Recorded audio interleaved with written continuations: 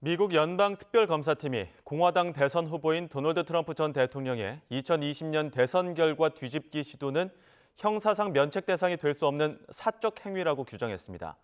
앞서 연방대법원이 전직 대통령의 재임 중 공적 행위에 대해 폭넓은 면책 특권을 인정한 데 맞선 건데요. 국제부 취재기자 연결해서 알아보겠습니다. 홍주혜 기자. 네, 국제부입니다. 네, 미국 대선이 30여일밖에 남지 않았는데 트럼프 후보 측에 불리한 증거가 공개된 거죠? 네, 잭 스미스 특별검사팀이 법원에 낸 165쪽짜리 서류엔 도널드 트럼프 전 대통령이 2020년 11월 대선 이후 마이크 펜스 당시 부통령과 나눈 대화 내용 등이 담겼습니다. 펜스 전 부통령이 대선 결과를 받아들이고 2024년에 다시 출마하라고 조언했지만 트럼프 전 대통령은 모르겠다며 2024년은 너무 멀다고 답한 것으로 나타났습니다.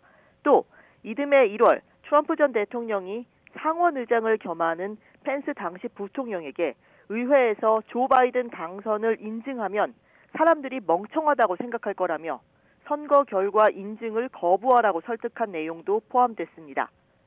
특검팀은 트럼프 전 대통령이 대선 뒤집기를 시도할 때 현직에 있었지만 계략은 근본적으로 사적인 것이었다고 지적했습니다. 이어 트럼프 전 대통령이 대선에서 지고도 권좌에 남기 위해 범죄에 의지했다고 짚었습니다. 앞서 지난 7월 연방대법원은 전직 대통령의 재임 중 공적 행위에 대해 면책 특권을 폭넓게 인정하는 결정을 내렸습니다. 이에 따라 대선 뒤집기 시도와 기밀 문서 유출 혐의 등으로 트럼프 전 대통령을 기소한 특검팀은 공소 사실 가운데 공적 행위에 대해선 기소를 취소해야 할 상황에 놓였습니다. 때문에 특검팀은 이번에 제출한 서류를 통해 트럼프 전 대통령이 펜스 전 부통령을 압박한 혐의에 면책 특권을 적용할 수 있을 것으로 추정한 존 로버츠 대법원장의 판단을 반박한 것으로 보입니다. 지금까지 국제부에서 YTN 홍주혜입니다.